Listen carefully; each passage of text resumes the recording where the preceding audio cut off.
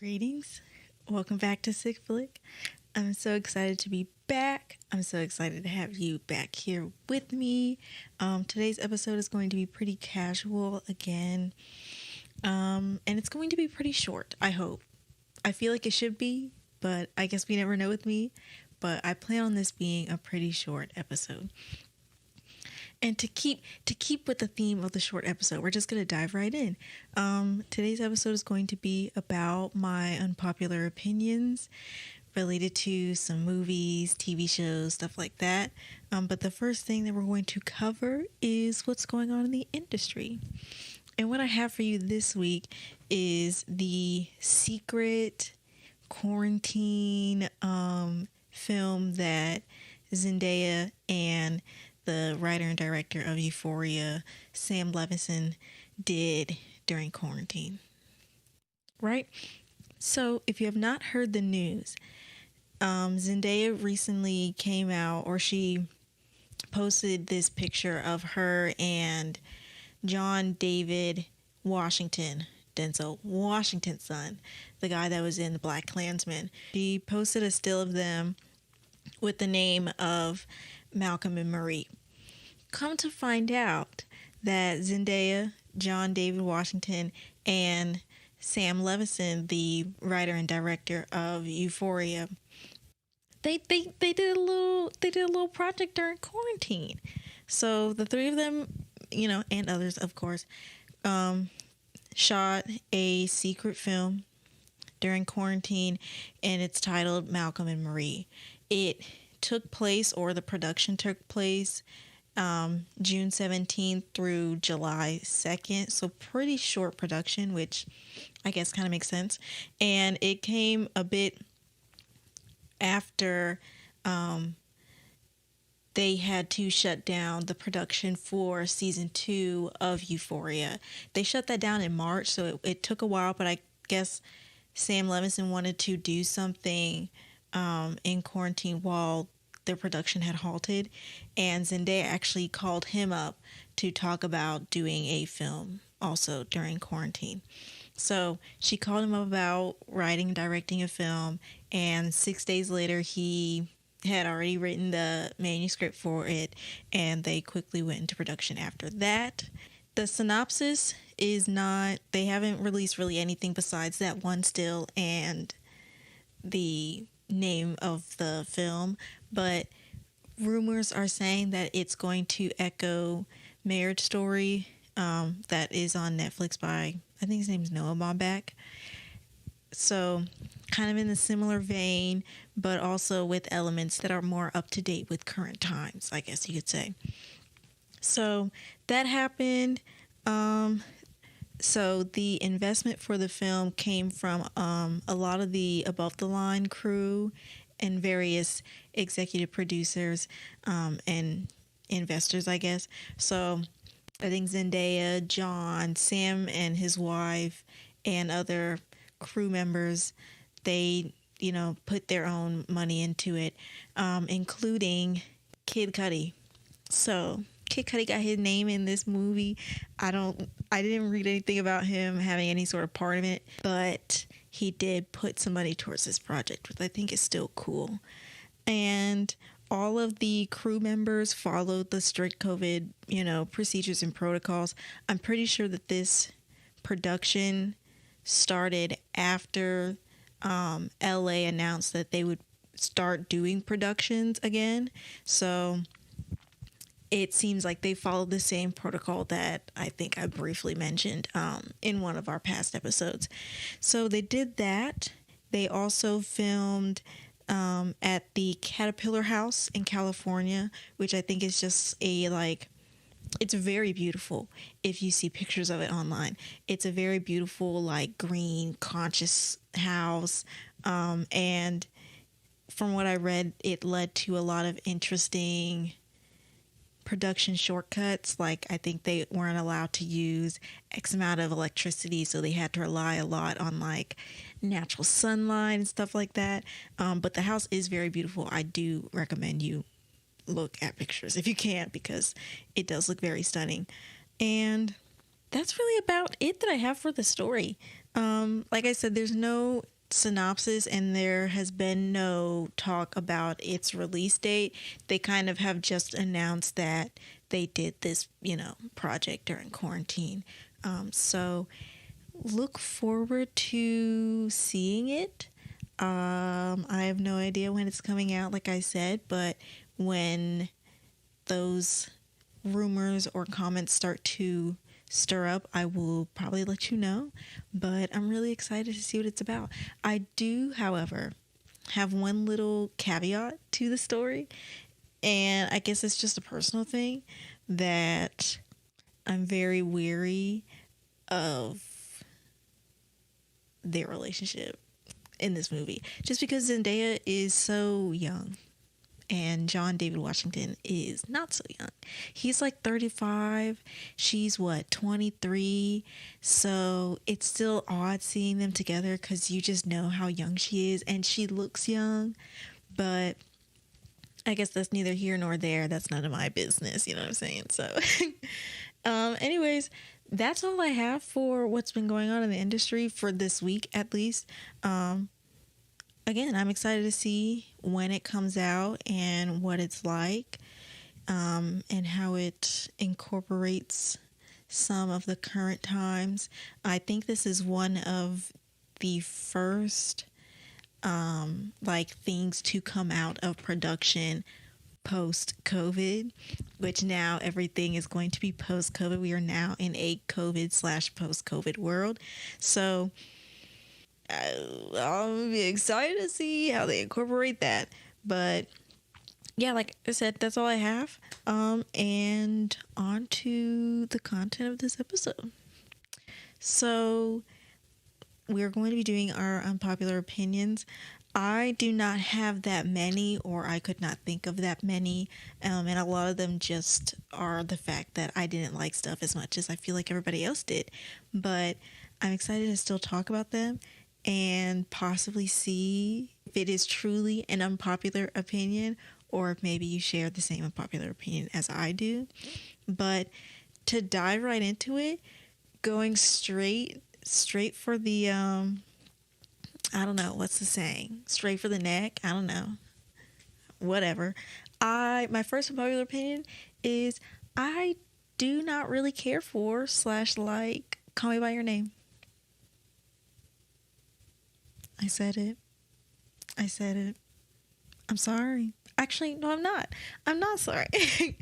I guess I'll start by saying age controversy aside, we can talk about that later, but the age controversy aside, I just didn't really care for it, and I didn't really care for the way that it moved the story along.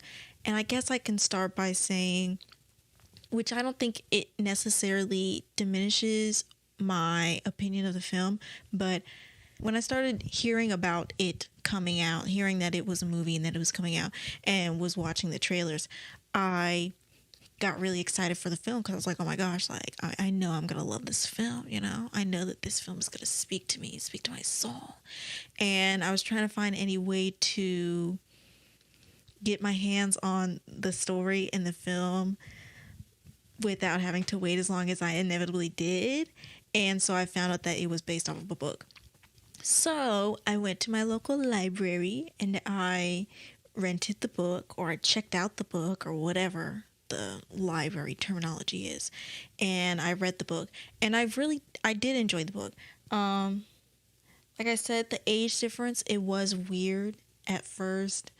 And I think the more that I read it, honestly and truly, not that like I forgot about it, but like the more that I became invested in the story, I guess. And I really started to enjoy the story. And a main part of the story in the novel is that it is all written from Elio's, is that his name? Elio's point of view, via his like journal or diary or whatever. And so you get a closer look at how the relationship formed through Elio's perspective, but you also see a lot of the ways in which his actions counteract his like thought process, you know? So I guess, for example, a lot of their relationship was spent kind of like a lot of the time that Oliver spent at the family's house, they were not in any sort of relationship. And a lot of it was like Elio acting like he didn't really care about Oliver. And so, you know, you if you were to watch it, you would see that he's not very interested in him. But in his like journal, you know, he writes that, you know, I don't know. I saw him and I felt this way, but I couldn't say anything because like I needed to be coy or whatever, you know?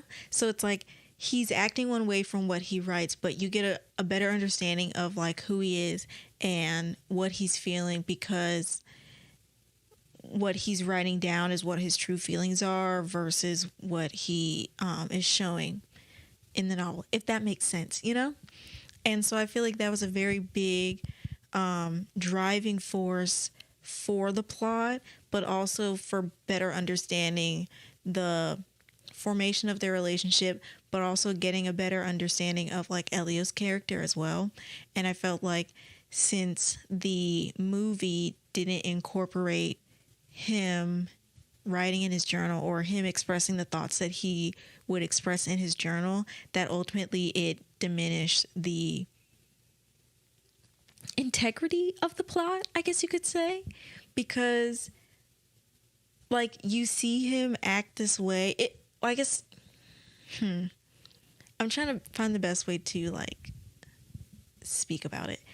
But my biggest thing was like, since you don't see Elio's perspective as clear as you do in the film, I felt like it hindered the plot a lot, yes.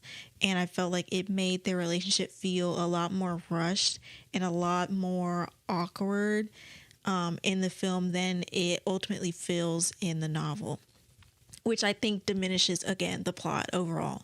So there is that moment in the movie where he's writing Oliver like a note for them to meet at some point, because I feel like he starts to feel like, you know, Oliver's pulling away, and there's the voiceover where he's writing the note, and then you hear the voiceover of Oliver writing back to him, and it's like, had they done that part where, you know, it's a voiceover of him writing his thoughts out throughout the movie, I feel like it would have done such a better job at, again, like I said, understanding Elio's perspective, understanding their relationship more, and making the plot feel a lot less awkward than I feel like it ends up feeling. And I think it just would have made the film better. And I know that a lot of people have issues with voiceovers. They feel like it's kind of like a cheap plot device maybe of moving, again, the plot forward. And I think in a lot of instances it does. Like in our beloved like coming of age films, they do a lot of voiceovers to like speed through their entire life up until that point.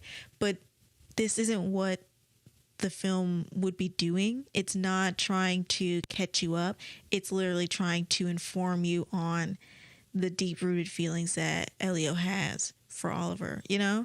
And it gives you a much more in-depth perspective of their relationship, so that the moments that they show on screen mean so much more, because you know how much like Elio has been thinking about this, or how much he has been overthinking his action in this regard, you know, because a lot of the action or a lot of Elio's behavior in the beginning of the film or in the beginning of their relationship, it looks very nonchalant. And I think what makes it so like much more heartfelt in the novel is that you know that every action, even his like every action, even like him being nonchalant, was thoroughly thought through and like meticulously crafted in a way, I guess, so it's like him not looking at him in this moment, you know, in the movie, you're just like, okay, he's not interested, or he's not interested. But in the book, it's like he's interested. He just was trying to put up a front because he was trying to like impress him or seem like he wasn't as interested. And I think, again, it just leads to like a much better story. And I felt like when they did not include that in the film, it made their relationship feel so much more awkward and more rushed and just disingenuous, I guess. That was really my biggest part of why I didn't really care for it. I also felt like there were some editing issues I didn't really like. Like, there are parts in the movie where I feel like if they had dragged on, well, I guess dragged on implies like a negative connotation, but like if we would have just sat with the scene for like 3 seconds more, it would have felt so much more meaningful. And I feel like there are a lot of moments in the movie where they cut scenes so quickly and so short. And so you really don't get to sit on any sort of feeling because it just quickly moves to the next scene, So I don't know. I couldn't get on the bandwagon, and it truly breaks my heart because I stand the movie before it came out. I was obsessed with the movie before it came out. I stand it even more after I read the book because I love the book. And so I just felt so heartbroken. And it's funny because I watched the movie on like 1, 2, 3 movies, and I was so like dissatisfied with the movie. I was like, surely I'm just watching the wrong movie. Maybe something about me watching it through 1, 2, 3 movies. It's not the real movie. Like it was like, I think before it even came out on theaters or something, like it had not reached it either. I think it had just come out on theaters, I think. So it had just hit theaters. So I was like, maybe I'm just watching like similar to, but not the movie. I tried to convince myself that I was not watching the movie. And then like I watched it legally and I was like, oh, this is still the same movie and I don't like it. So yeah, I didn't really care for it, honestly and truly. And again, that's kind of without the whole debate on their age, and I won't get into that because it just doesn't pertain to my opinion, I guess. But yeah, didn't really care for it. The next movie I did not really care for. I actually did not like, that everybody seems to love. Oh, I guess I have two in this same vein. I did not like Once Upon a Time in Hollywood. I also did not like Marriage Story. I will quickly talk about Once Upon a Time in Hollywood. I just really didn't care for it. I know that Tarantino has like his thing, his style or whatever is kind of like meandering plot lines. And to be honest with you, I don't watch a lot of Tarantino movies. I haven't seen most of them. Like I can't remember the last movie I've seen of his besides like Kill Bill, the Kill Bills. I think I like briefly watched, what is it called? The one with Jamie Foxx in it. What is it called? Oh, the Django Unchained. I think I've seen like parts of it, but that was also when I was so fed up with like slavery movies where I was like, I don't want to watch this. I know that one scene where they're talking about the KKK hats is funny, but I don't really care. Yeah, so I'm not a huge Quentin Tarantino fan, I guess is an unpopular opinion, but I also don't really watch his stuff. But I know that his thing is meandering plot lines, and even though that's his thing, I just feel like it did not help this movie at all. I really didn't care for it. I felt like a lot of the times it made for a more confusing storyline. It like jumbled the story way too much. Like the tangents it goes on are so long that I feel like it makes you just not care. It makes you not care. On top of the fact that, like, I guess the really only notable characters, like the only characters that you really care about, are Leonardo DiCaprio's character and Brad Pitt's character, which, like, the movie is about them, so I guess. But I just didn't like it. I'm sorry, I didn't like it. And I know that, and you also see a lot of, like, of Quentin Tarantino's just, like, the whole film bro problem in that film. This whole foot fetish thing was absolutely disgusting. Like, it made me sick. It really did. It was so gross and so apparent. Like, I don't know how this man getting away with it. And then with Sharon Tate's character, Margot Robbie, she was so useless, and she was useless because he made her useless. And it goes to the fact that, like, all the criticism that everybody have for the film about how it treats her and just kind of overall female characters so poorly and so like so decades back, I guess, which is a terrible way of saying it. But, like, it feels so outdated. That's what it was. It felt so outdated in the messages it was conveying. Like it's 2019. Why do you not have any, like, notable female characters that say anything? You know? Why are we still objectifying a lot of our female characters? Why are we still projecting racism? You know? Like, why are we, and it not even, it's always covered up by, like, oh, well, this is a period piece, so it's because of the times. But it's like that whole bit with what was supposed to be Jackie Chan's character. That was unnecessary. We didn't need that. You didn't need to put that in there. You know, that was offensive for no reason. It just doesn't make sense. So yeah, I didn't like it. The only thing I did like was the ending. I really liked the ending. I'll give him that. I really liked the ending. It was really fun. I know that he also likes to do, like, alternate ending type endings, I guess, where it's kind of like, well, what if this happened instead of that happened? And so in this case, it's like, instead of the, terrible murder of Sharon Tate, they are like, well, what if DiCaprio's character and Brad Pitt's character kill the murderers? And I liked it. I mostly liked how, like, funny it was, how, like, Brad Pitt's character is, like, on drugs, and, like, so he's tripping on drugs. But also the callback to when DiCaprio's character was doing that, like, I forget what it's called, blowtorch, fire torch thing, the one scene where he has the thing that's shooting out fire, I don't know, and he brings that back and, like, torches somebody. I thought that was a great ending. I enjoyed the ending, but I didn't enjoy the rest of the film. So, sorry.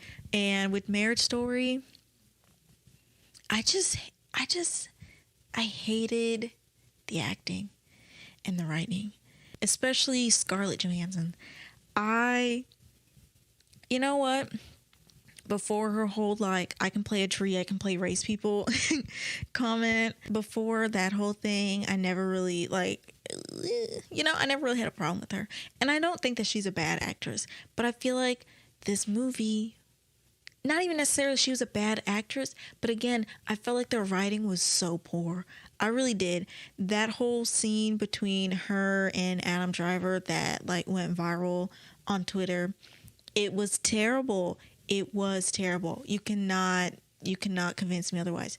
I really enjoyed Adam Driver's performance, and I feel like his performance and the general, like, directing of the film was actually really well done. I loved how it looked.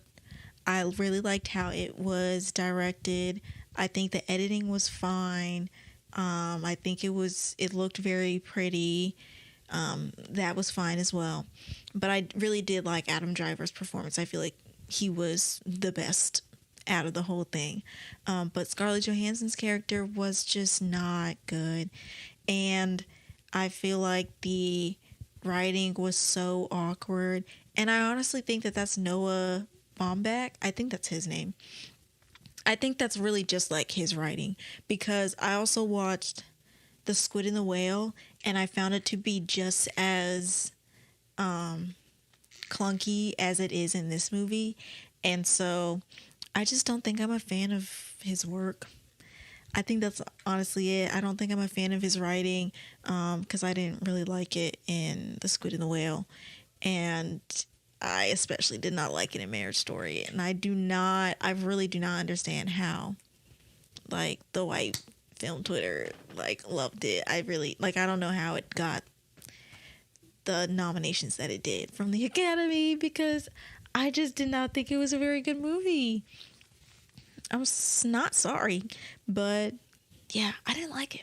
Another unpopular opinion I have is that I think I think The Wiz is a masterpiece. I stand behind that statement. I think The Wiz is a masterpiece, and I feel like any of the low ratings I see, especially on Rotten Tomatoes, it's anti-black. I said it. I said it. I said it. I said it. The low ratings about The Wiz is anti-black. Point blank period. Because you cannot watch that movie and not tell me it is not a masterpiece. It is a black iconic staple. I would go as far as to say it is one of the quintessential black films that I feel like everybody needs to watch. You know, the black musical, The Wiz, Dreamgirls, you have to. You have to. You have to. And they're great movies. They are great movies. Critically, subjectively, objectively, period. So I don't understand why it has low ratings, besides the fact that people don't like black people. That's what I think. That's what I think. And I don't know what else to say. Like, it is a masterpiece. The songs are phenomenal. What? Those songs? Iconic. Those songs are iconic. You cannot convince me. Oh my gosh. Like, wow. That's all I can say. Wow. It is a masterpiece. Okay, I'm sorry. That's really all I have to say. It is a masterpiece, and anybody that says no hates black people. Wow, I made that statement. I stand behind it. So that's that's really all I have to say. The next unpopular opinion I have, I watched, I think it's called Urban Rashomon. Possibly. It is I think it is a short film. I think it is a short film, or it is a short feature film. But I think it's around 20 to 40 minutes. But if I'm wrong, then whatever, I don't care. So it is a film by Khalik Allah, and I really liked Black Mother. I did a whole report on Black Mother, but I decided to watch that because it was on my watch list, and I really liked his work with Black Mother. And I did not like it, or it rubbed me the wrong way. I'll say that, because it is about essentially this relationship that Allah has with this homeless man in New York City. And I forget exactly how it goes. I think he saw him and he started taking pictures of him because he thought it was really interesting, and they kind of formed this friendship. And so every now and again he would go and check back up on him, take some more pictures and whatnot. But the way that he spoke about their relationship and a lot of their interactions felt very exploitative, and it felt very disingenuous in the way that, like, it felt like after a while, Khalik started to get a lot of enjoyment out of the deterioration of this man, and he was more focused on capturing that than he was of trying to help this man. So he would see him acting, crazy on the street and take pictures, and sometimes he would give him some money, or sometimes he would offer him some food, but that was really the extent of it, and he kind of only kept in touch with him to take pictures. And it's like throughout this entire interaction, or throughout this entire relationship they have, this man remains homeless. He remains, I guess, on drugs, which I'm not going to hold it to him. I'm not going to say like, well, you knew him, or you guys had a kind of close relationship. You should have took him under your wing. You should have paid for him for some help. You should have tried to help him with his drug addiction. Like, I'm not necessarily going to say that, because I guess at the end of the day, he does not owe him that.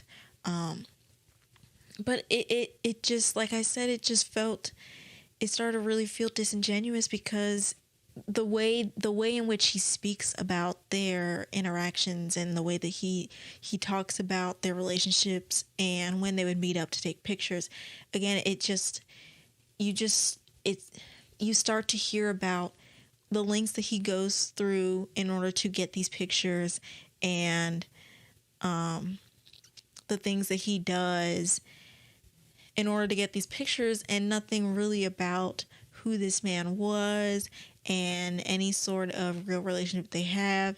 And I don't think he really ever talks about trying to, give this man any sort of help besides a few dollars and buying him like food. And a lot of times, I mean, again, it's a great line, but a lot of times he's also kind of feeding into any sort of the problems he has by buying him, drugs and alcohol. Like, I think he talked about one time he bought him K2. Like, I just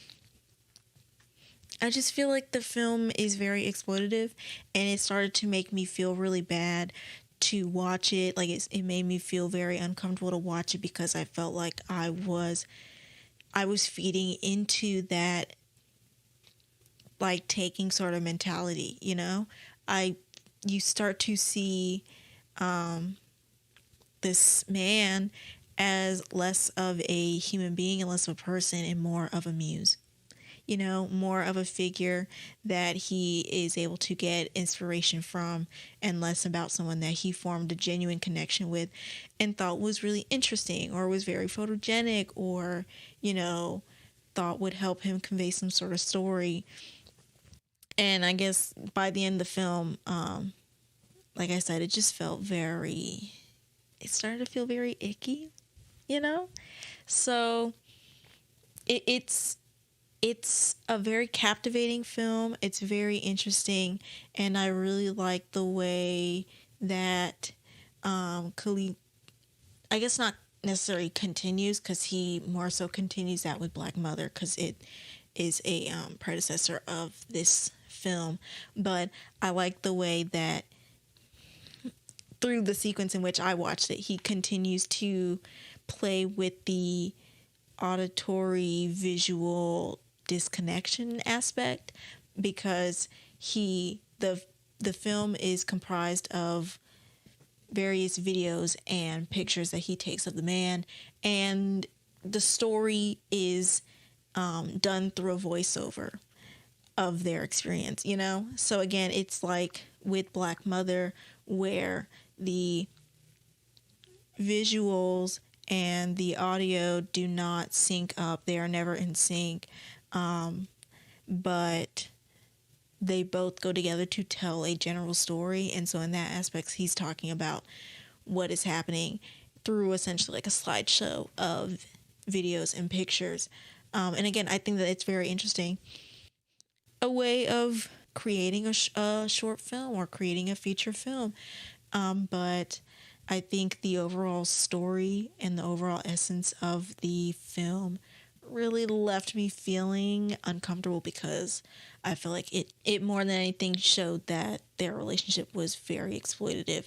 And it made me kind of question the ethics of his work going forward. I guess in regards to Black Mother, because Black Mother is not necessarily about, poor, homeless people that suffer from, mental disabilities or drug and alcohol addiction. It's much more broader than that, and it doesn't really focus on that sort of group or community of like struggling individuals, but it starts to make you wonder, like, okay, in what context or by what intentions did he make this film, or did he make that film, and what does that say about him and eventually me as a viewer watching it? So yeah, I don't know, I didn't really care for it for that reason. It's still a very beautiful film overall, I guess. Maybe not overall, because I think the essence of the story is very much a part of the integrity of the film, but I just personally didn't really care for it because I didn't really like how the intentions of the film, I feel like. So that's my opinion. I guess my other unpopular opinion, which I said last week we weren't going to talk about it, and we're not going to really talk about it, but we're going to briefly talk about Art School Confidential. More so, the film that came before it by the same director, which is Ghost World. So, I watched Ghost World. I watched it after I had watched Art School Confidential and fell in love with Art School Confidential. And from critics' standpoint, Ghost World is kind of like a cult classic, I guess you could say. But it also is pretty highly rated. And so, like, it is a vast difference from Art School Confidential because it is not very highly rated at all. My unpopular opinion is I did not like Ghost World. And I don't understand how people like it so much and how they don't like Art School Confidential as much or less than. And I guess my main thing was just like, I did not like the main characters. I didn't like the main characters. There was nothing, I don't know. Like, there was nothing that drew me to them. There was nothing that made me root for them or made me want to see them do well. And I could not get around to caring about them at all, I think with Art School Confidential, you start to like Jerome and you really start to believe in his story and you really start to like root for him. And then you start to see some of the things that he does that seem excessive or start to show fault in his character, I guess. And I guess for me, I never stopped rooting for him, I guess you can say. But there were some things where I was like, that's not a good move, That's not a good move. I don't think that's good. I don't think you should do that, but you still gonna do it. But I hope I hope you find that peace you're looking for. I hope you succeed. And it really does do a good job of telling an underdog story through an interesting way. And I felt with Ghost World, there was no redeeming qualities about the two leads. And I also felt like there were a lot of points in the movie that felt unnecessary.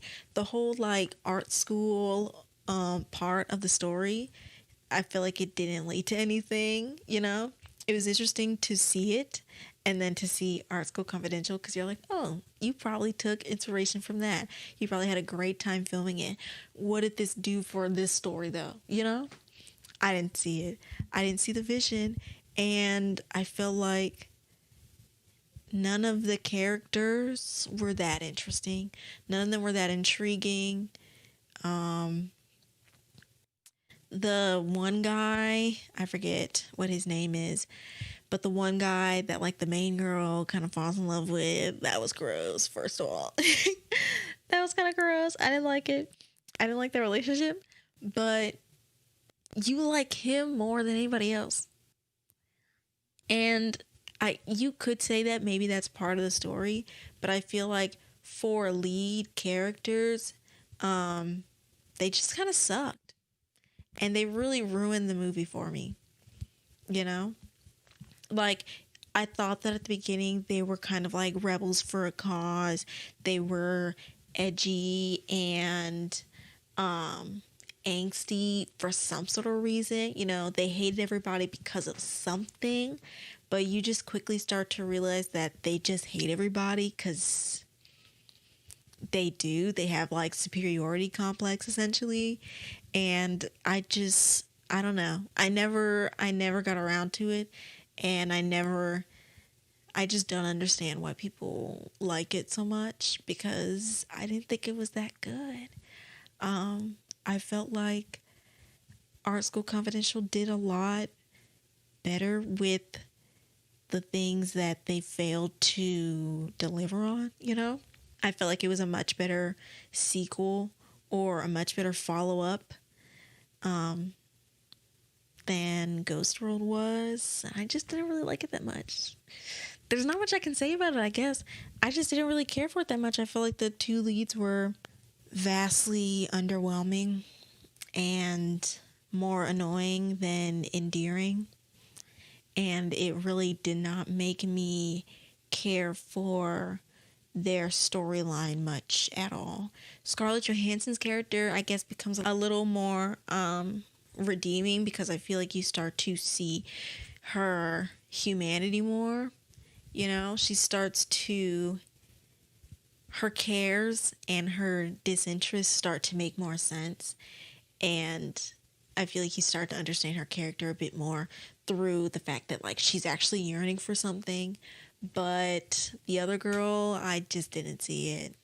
And overall, I just didn't care about them or the story. So yeah, that's really all I have to say. I didn't really care for it. But I love Art School Confidential. I feel like it is honestly the better film. And I don't understand why people don't like it. It don't make no sense to me. But ending on a very controversial note, my last unpopular opinion is I do not think the ending to Game of Thrones was that bad.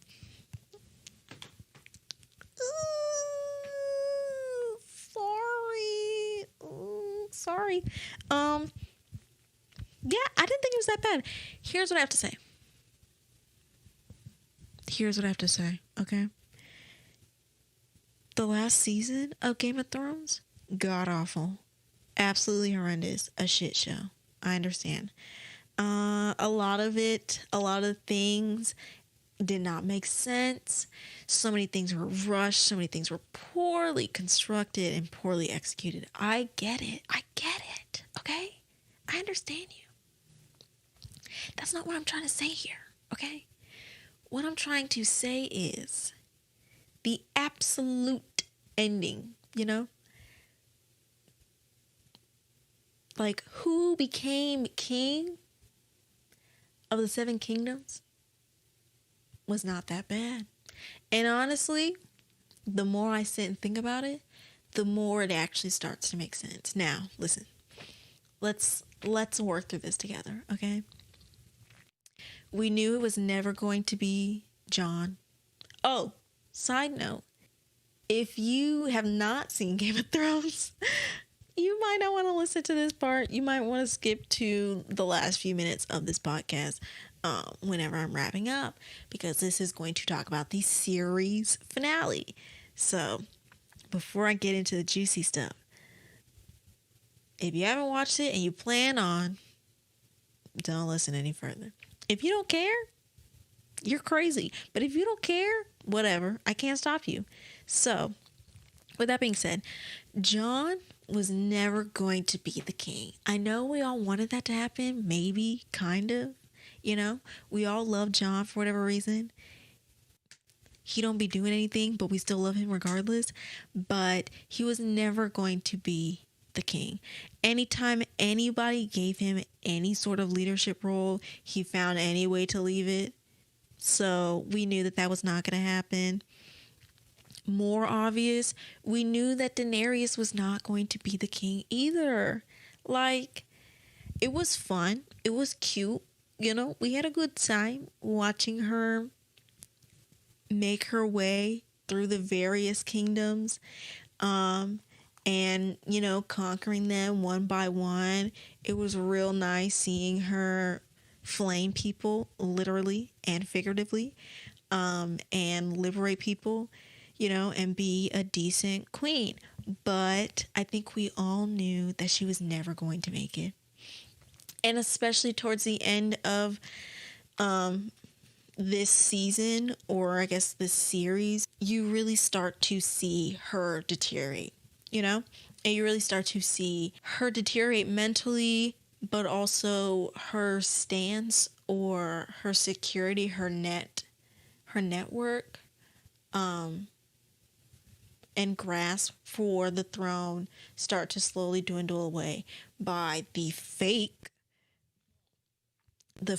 threat of Jon Snow actually being a Targaryen, which we're not gonna talk about. We're not gonna talk about that because I'm not trying to get angry right now. We're not gonna talk about that. Regardless, we knew that she was not going to be the king or the queen, you know? So those two were out of the way. And then you think, okay, who's next, you know? It's not going to be Sansa because she hates anything but the North. And I think it was really good that they kept her in the North as what? Queen of the North? The Queen of the North, the Queen of the North. And I think that was a good decision. And it was smart because we all know that she hates the Seven Kingdoms, you know? She hates anybody that is not from the North. And so that wasn't going to make sense. Oh, girl, Arya, she hates everybody else as much as Sansa does, but she has never wanted to be in any sort of leadership role. But since she is always like undercover and whatnot, I knew that she wasn't going to do that, you know, especially when she told Gendry she wasn't going to do it. Like, duh, you know? We knew that she was never going to be in any sort of leadership position just because that's not who she is. So, she's out of the way. Who's next? Tyrion?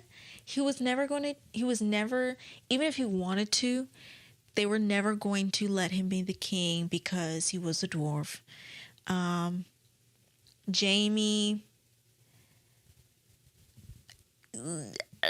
I don't think he would have been cut out for it. I don't think he would have necessarily wanted it anyways.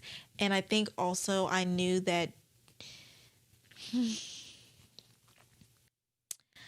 I don't know.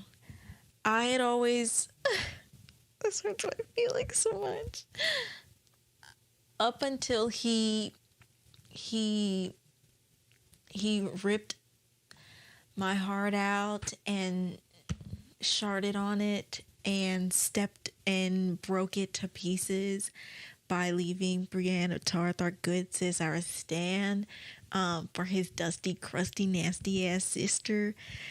Up until he did that, I was like, he is going to be with Brienne, you know? Like, I don't see him really wanting to come back because I see him wanting to turn over this new leaf. And so when he did that, I was like, well, he's just gonna die, you know? And so I kind of knew that there was nothing left for him, period, or to do but to die. And so it was kind of like I knew that he was never gonna make it. He was never gonna make it to that point to even be considered for the throne. Nor do I think anybody would have wanted that. you know. Also, Cersei, I don't think she would have ever won. I think ultimately we knew that she was not going to be head of the throne, because also it's like she was for so long. We're not going to leave the series her still being her where she's at, you know? And so again, who would it have been?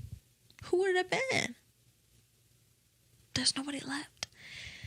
So, like, it being Bran, it seems weird, but I think ultimately we all, like, again, the more you think about it, the more you're like, okay, that makes sense. It makes sense. And I think the way that everybody ended up kind of made sense. But I still would have liked to see more people die. And that's kind of just my faults with the overall season, which I said we're not going to get into because I can't spend another hour and a half ranting about how terrible the Game of Thrones season finale was. But I think that Bran was the right choice. He was the right choice. He was the most realistic choice.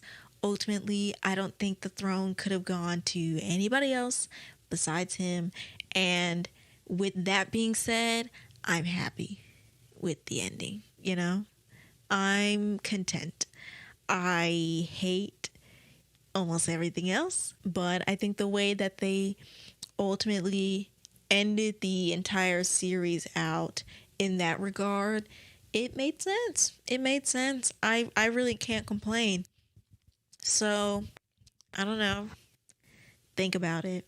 Once you think about it, you realize that that's kind of what needed to happen. So, you can be mad about everything else.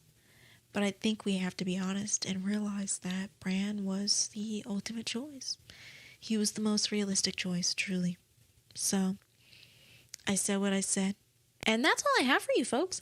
That's all I have for this week's episode. I really hope that this was short because, I mean, if it's not, it's whatever. But I feel like with what I had, it should be short. But that's all I have. I'm really excited for next episode because, drum roll please. Next episode is going to be the start of a little series I'm doing on this podcast, I guess, where we're going to be talking and exploring queer media and queer films and TV shows and stuff like that. I'm going to talk more about it in next episode because next episode is going to be the introductory episode or the introduction to this series, but we're going to be spending the next couple of weeks together talking about some of our favorite queer movies, TV shows, media, characters, moments, stuff like that. And so yeah, I'm really excited. Look forward to more information about that coming soon, but also look forward to our next episode as we start this little journey together. I have been wanting to do this for a little bit. I came up with the idea a little while ago, but was not able to execute it in time for Pride Month. That was kind of my ultimate goal, but I think that it's never a bad time to talk about, gay movies. It's never a bad time to talk about some gay stuff, I'm talking about. So, with that being said, that's all I have for this episode. What else? What do I usually say? If you want to stay updated and want to stay involved and engaged, but also want to continue to support this podcast, please go check out our Instagram at sickflick.pod. If you like watching the video versions of these podcasts, subscribe to our channel or subscribe to this channel that puts them out. I will see you next week, and I think that's all that I have, so Peace out, Girl Scout.